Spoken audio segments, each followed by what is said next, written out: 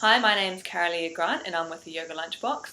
And today I'm here with Lucas Miles, who is a Bikram Yoga teacher, currently living in New Zealand, in Auckland.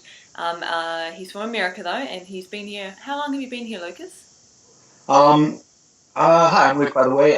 Just been here about 4.5 years, I reckon now, coming up on it, something like that. So I'm getting kind of naturalized. I even hear I have a little bit of an accent now, though I don't. But yeah. Yeah, cool. It can take a while to lose that American accent. Yeah. The reason I wanted to talk to Luke is I've just finished reading Hellbent, Benjamin Law's fantastic and amazing book on the Bikram world.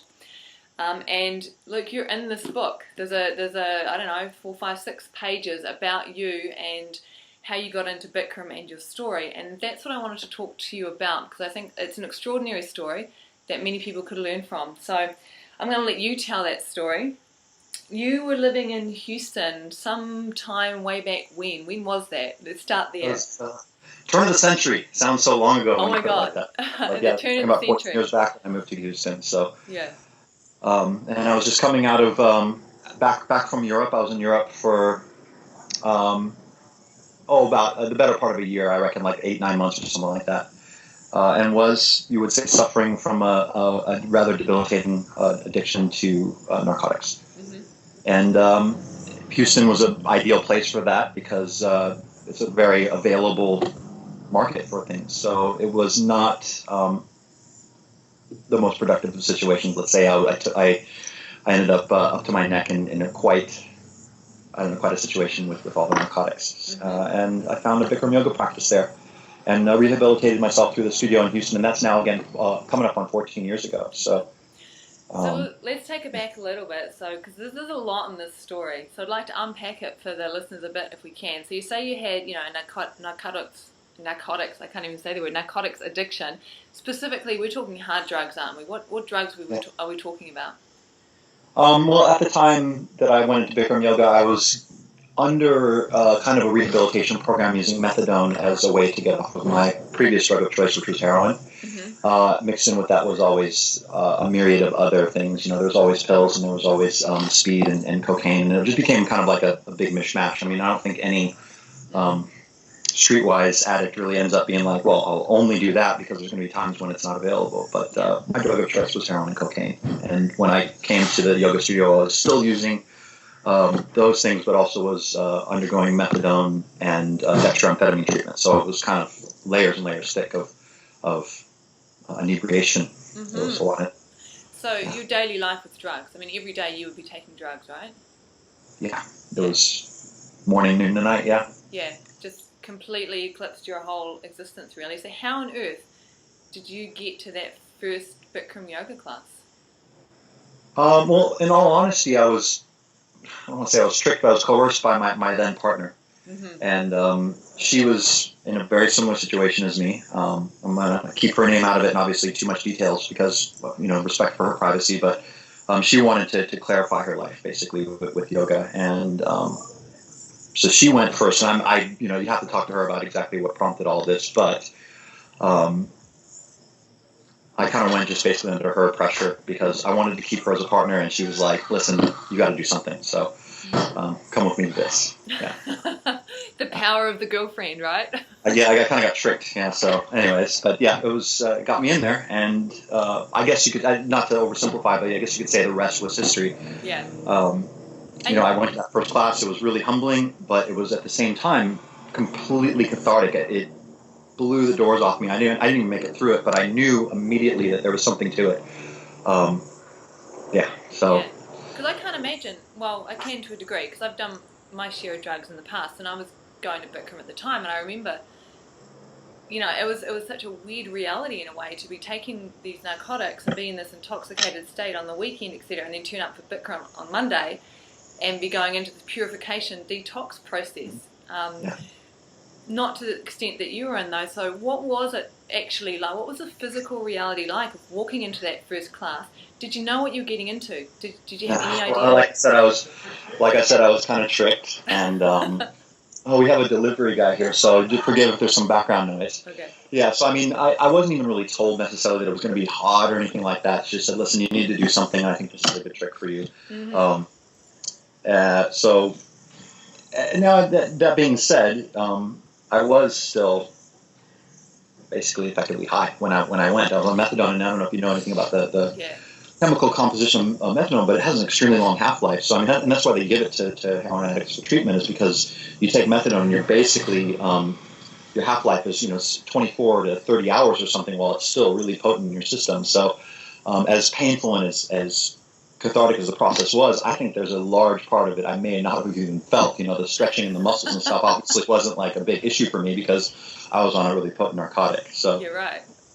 So you said you didn't make it through the class. So did you leave Yeah. the room? What happened? Give us the details. I think it was just, so for me, the stretching pain and all that stuff obviously wasn't an issue because of the fact that I was inebriated. But I think that the level of toxicity that I had limits the capacity for blood obviously carrying oxygen.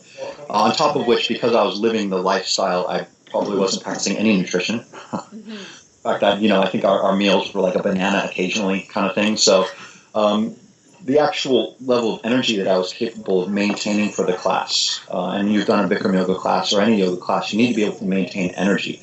And I think that was the biggest thing that I noticed, is that, and the biggest red flag for me, honestly, was that I would just feel completely wiped out. I'd stand up to try and do a posture, and I'd just be like overwhelmed and about to fall over. And I think that is largely attributable to the systemic ills that I was suffering from. So, yeah. So that was class number 1. How long did it take you before you went back for class number 2? It wasn't right away. The humbling was certainly something I had to reckon with, and I had to deal with. It took some time. I tried a couple of other things. I knew, like, from doing the class, and this is, I think, an important point to make about a yoga class of any kind, is that if you walk in there and you're unable to do it, if you find that you're, feeling lightheaded, or you find that you're suffering, you find that something's going on with you, that's not an indication you don't need to go back, which my ego obviously was like, well, maybe that's not for me. I had to be humble and learn to be like, you know what, maybe it's not that there's something wrong with this class, or maybe it is that there's something wrong with my lifestyle and something wrong with me. But let's say maybe, a couple weeks in there, I tried like a Tai Chi class, and I tried like a different yoga class, and I finally made my peace with the idea that maybe there was quite possibly something wrong with my lifestyle. So that was the elephant in the room, and I was like, all right, I'm willing to accept that, and maybe that this yoga is right, and I wasn't right. And I went back, and it was a long time before I ever really completed the class. I could say maybe something in the neighborhood of 30 classes or something. I don't know, it's a long time ago, but there was definitely a process for me of learning to get through the class. Yeah, right. So that's a long time to keep showing up. Like, that shows a certain amount of persistence and, like you say, humbleness. To keep showing up to something you can't complete, a lot of people would walk away. Yeah. Humbleness, persistence, and probably a little bit of stubbornness too. I think that's the interesting thing to maybe even say about the ego itself, is that the ego, I had to put it in its right place in order to even walk back in when I knew I wasn't good at it. Mm-hmm. But at the same time, I think my ego was serving me, because I also wanted to, at that time, vanquish the class, or at least complete it, and so it served at least to get me through those first few weeks of practice. And I think that's something we have to recognize, is that, our ego will play different roles. I'm not even about this, we have to eliminate the ego from practice. The ego is part of our psyche, it's part of our mentality, and I think we just need to learn to utilize it as a tool that it can be, and also understand that it can get the better of you in certain situations. Mm-hmm. So in this situation, it certainly was stubbornness too that got me through it, and I didn't want to be like, all right, there's this 67-year-old lady in there that can get through it, and I can't, so there was that aspect too. Yeah. And what was it like being in the studio with that community of people? Because I imagine you're doing Bikram, you're probably just wearing shorts. You've got loads of tattoos over your body. You're a tall, skinny guy. You're obviously going through some intense stuff. Were people kind of looking at you funny, or how did you feel? Well, I would imagine that I was probably the dark horse character, But I will say that surprisingly, you look at the fact that I am lanky and tattooed, and at the time probably had a dark cloud around me of despair. What I was going through was really intense, and it was, when you heal addiction, you're going to end up, and I'm not talking about stopping doing drugs. Stopping doing drugs is one thing, but healing addiction, you're reckoning with levels of heartbreak and whatever it is that prompted you to a process of medication in the first place. So all those things coming into play, I'm certain that my appearance and my presence were challenging for people. And talking about the area in town where the Bikram studio was a very wealthy area, was a very affluent. Most of the people going were like housewives at the time that I was going. There was kind of like this Mercedes driving soccer mom kind of thing going on, and that for me was probably as intimidating as I was to them in some ways. But they were really surprisingly, after they realized that I was in there doing something real, whether they understood or not, there were some very supportive people. There's a friend of mine who still I talk to occasionally to this day, Letitia, who is the quintessential, like very pretty soccer mom. She had the 2 kids. She dropped them off at school, drive up in her brand new Mercedes SUV, and had the perfect yoga clothes and the styled hair and all that stuff. And the last person, but we became very good friends, and she was really helpful through the whole process, even though she never even knew exactly what it was about. So I think the thing that happens in a yoga room, in a Bikram yoga room, is the revelation of everybody's humanity. There's more and more I practice, the more I experience the commonality of everybody, and I think that was apparent very early in yoga practice for me, healing with the soccer moms. Yeah. So. Yeah. You touched on something really important there. You said that beyond the physical withdrawal from addiction, beyond stopping using drugs, is the fact that there's a reason why we use drugs. There's the things that we are avoiding or hiding or denying, and when you are healing addiction, you're in essence having to deal with all of that psychological stuff, aren't you? Was that what was happening on the mat for you? You finally had to start dealing with that stuff?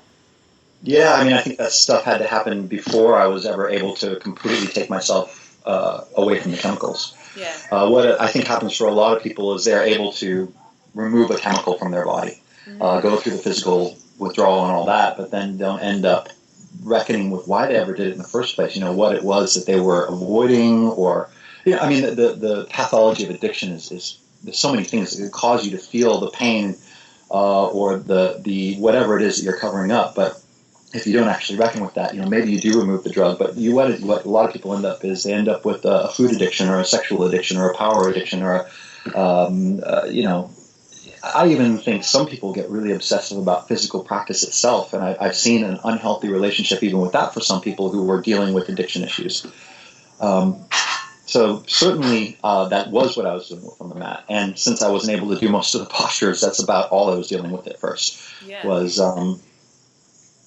I don't know, just maybe there was a bit of hole there where I didn't feel adequate for anyone or anything, including myself. I had a sense of inadequacy, a sense of being unworthy, and that I had to teach myself that I was worthy. And I think it was important that I couldn't practice well at first. As part of that process, that was my practice. Of course, it was so appropriate. It was almost karmic, you could say. I had to find my own self-worth, not being really good at the yoga. Not in obviously having the right clothes or the right car or anything like that. I really had to find my own self-worth in just being. And I think that understanding is super important, is that just existing is value. So how long did it take of consistently doing the practice before the drugs started to fall away?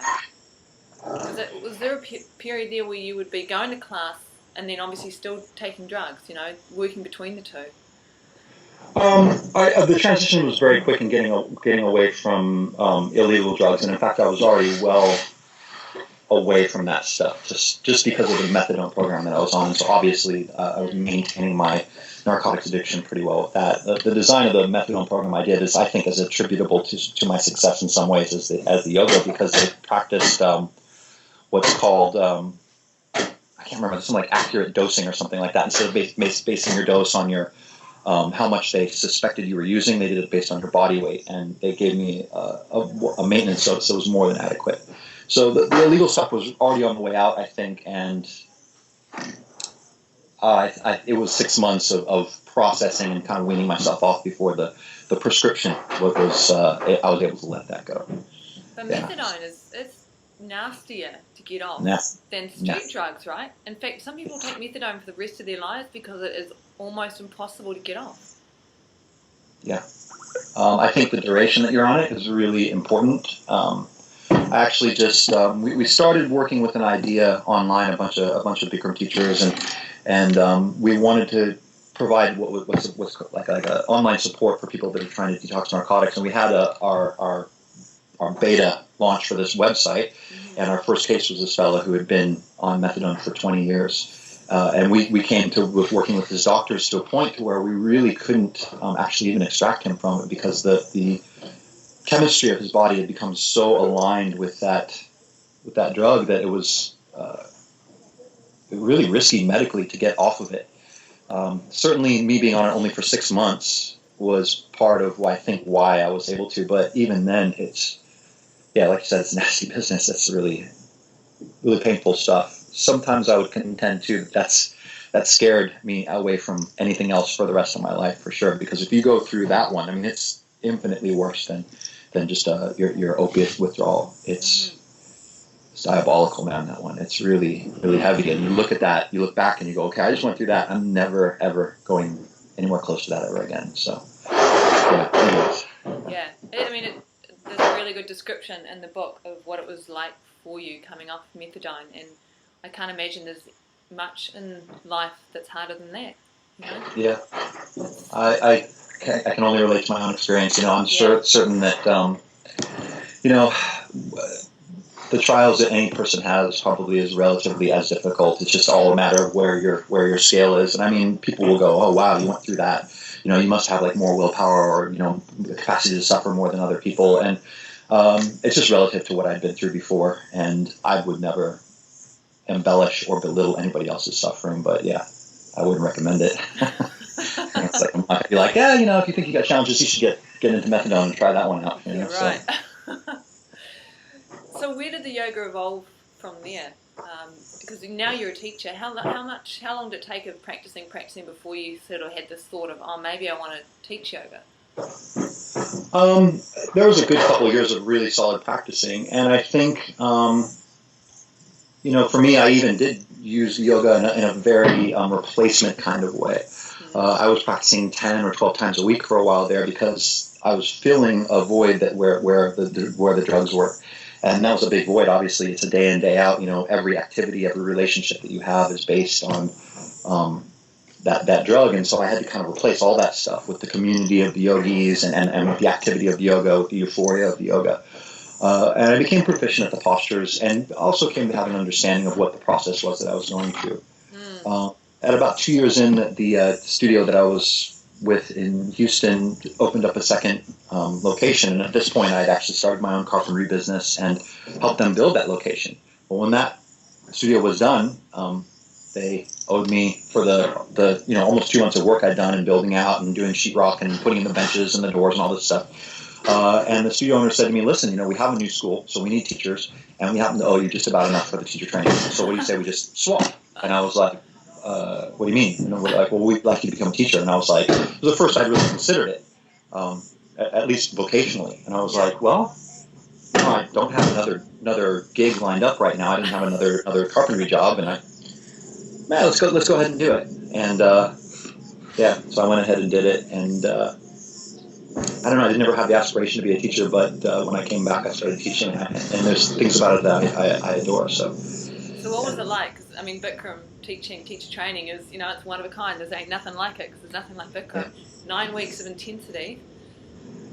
Yeah, I mean, I think I was well prepared for it, because I practiced for a long time, and I practiced already that many classes a week. So that I think was a big plus. There were some people in my training, many of the trainings that have only practiced a short time, or had what you might consider like a very a more moderate or like hobby kind of practice, where they were doing, maybe 3 or 4 classes a week, and then they decided to up it to that 11 classes a week for training. I think for them it must have been a real struggle physically. So I had that in my favor, 2 years of that really high level of practice. Mentally and socially, there's so much stuff going on, people going through so many things. I think I had the capacity to sort of keep my head down when I needed to, and just sort of work on what I was working on, and stay focused on learning to teach, and then to lend a hand when I could with people who were going through something, maybe just because of my experience in going through addiction, and being like, listen, sometimes crazy stuff doesn't come up, but it doesn't mean you need to go crazy. I think that's if nothing else. When you show up to work for years going through heroin withdrawal, you have to learn how to fake it till you make it. You can be aching and being dope sick, and sitting there at your job in the machine shop no, I'm fine, And you learn how to kind of compartmentalize. And I had that skill, and I was able to lend that to other people. I don't know. It's a whirlwind. There's so many things that you go through training, so many great relationships that you strike, so many great teachers that come to it, so much to be learned from all the experience that was there at the time that I was there. Yeah, it's massive. Probably that could be a book into itself almost, Yeah. As you read, I mean, there's a lot of that book. It's about the teacher training process. Yeah, so it is. Yeah. So were you surprised when Benjamin got in touch with you and said that he'd read your story and wanted to put you in this book?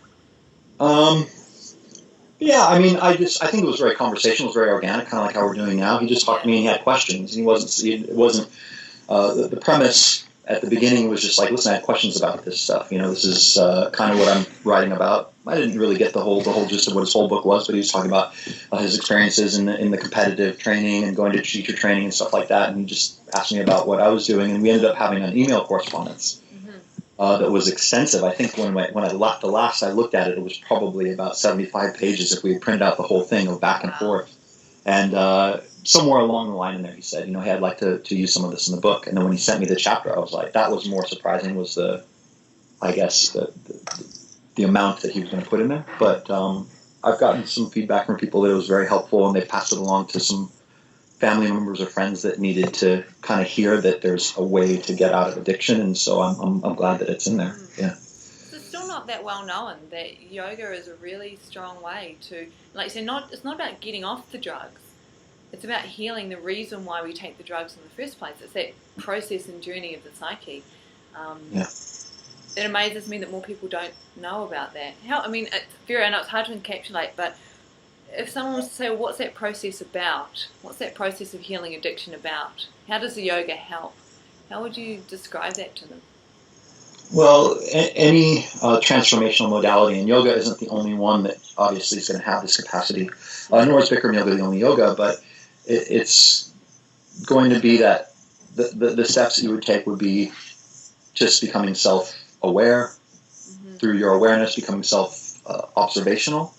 Through observing yourself, you're going to see what's happening, where it is that maybe you have that hole in your heart, or where it is that you're being less than authentic, or wherever the illness is. You're going to be able to see it. And when you see it, then you're able to work on it. Most of the time that work is as much about letting go of things as it is putting things in, which is why I think like a Kriya-based yoga like Bikram is really good for that. But like I said, it's not the only thing.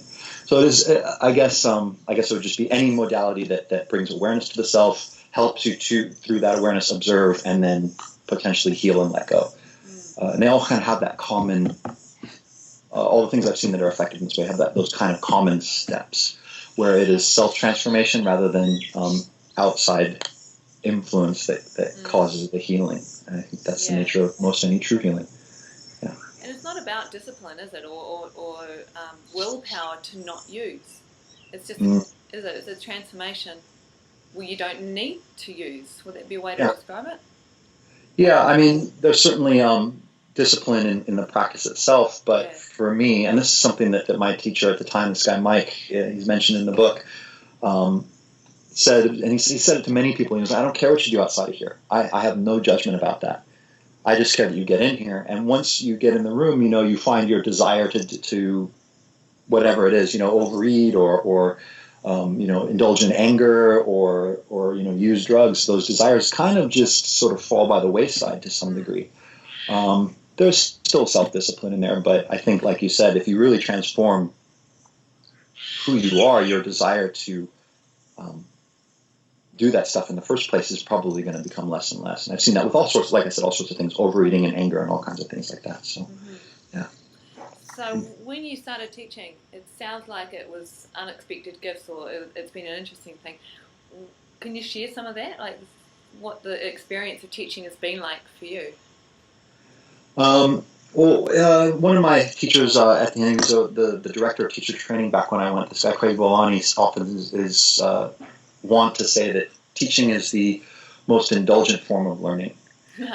When you start teaching, you go through the experience of the practice with, let's say you have 30 people in the room, you experience all 30 people's process to some degree, obviously by proxy, but that even 10% from each of those 30 people is 300% learning, weird math, I know, but so for me, like being on the other side of the practice and getting up on what we call the podium in Bikram Yoga and working with all these people as they went through their process accelerated my understanding of what I was going through my practice, and even exponentially pronounced it. So for me, that was remarkable. I think it gave me a great understanding of what I was going through by what they were going through. And there's a lot of stages I think teachers go through. You know, there's at the beginning, you know, when you finally kind of get your legs, it takes a few classes, obviously. You kind of get your sea legs, so to speak, and you become proficient at what you're doing. You start getting accolades from people, and so then there's that ego stroke, and then you know, kind of get a little bit full of yourself sometimes, and you overstep your boundaries with people, and you know, then you get called on that, and you get humbled, and there's this whole back and forth process that goes through, and over time, I think it has a very balancing process, much like the practice does. It's a practice into itself, and it's still going on for me. I'm still so long to go, Okay. so much to learn. Where are you teaching now? You're in Auckland, right? Teaching. Yeah, I teach at two studios called East West Yoga. They're Bikram-based schools, although they don't have the Bikram name on them. They teach a few different styles, but predominantly based on what's called Bikram or Hot Yoga. And I teach occasionally at other schools, and I still travel a lot and teach at different studios around the world. Like, for instance, when I'm coming this weekend to Napier, and I'll be down there at the Bikram school. So, yeah. So when you're teaching, I'm always curious about this as a teacher myself, do you get a sense or feel for what people are going through psychologically? Can you read it in their bodies and in the way they move and their eyes? And I think you can guess, but I try not to presume. You know, sometimes you can look at people and see maybe that they're being resistant to the process, especially I think over a longer period of time with students. This is where I say I try not to presume. When I have somebody in a class that I've never seen before, or they're just new to it, and I look at them and it looks like they're being really resistant, or it looks like they're being really competitive, or whatever it is that they're exhibiting, in my estimation, in my humble estimation, psychologically, I definitely give it some time and some quid pro quo with them, and some rapport before I make any assumptions. Because, you know, I've had this experience, and maybe you've had this as a teacher too, where somebody, you know, you give them an instruction like, hey, you know, sit down in the posture more, and they look at you and it looks like they're really angry. They're like, they're frowning, you know, and you talk to them after class and be like, hey, I hope me giving you an instruction did make you angry. And they're like, oh no, I just had a hip replacement, I'm in a lot of pain.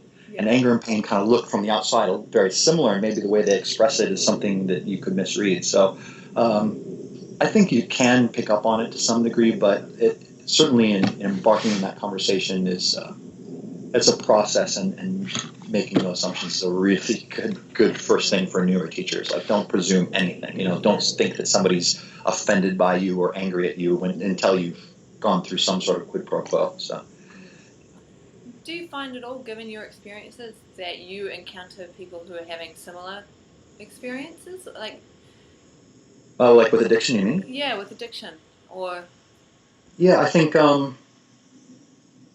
I can't say quantitatively what percentage, but it's anything from people with they might have food control issues, or just trying to quit smoking, or food addictions, all sorts of things. I think that the roots to a lot of people's maladies is very similar. So in that sense, I think I experienced a lot of people that went through or are going through what I went through. As far as people that are coming from the same place that I have, not a lot. I think part of that in New Zealand is I think that there's a whole different set of availability that would cause opiate addiction to be certainly a much lower incidence.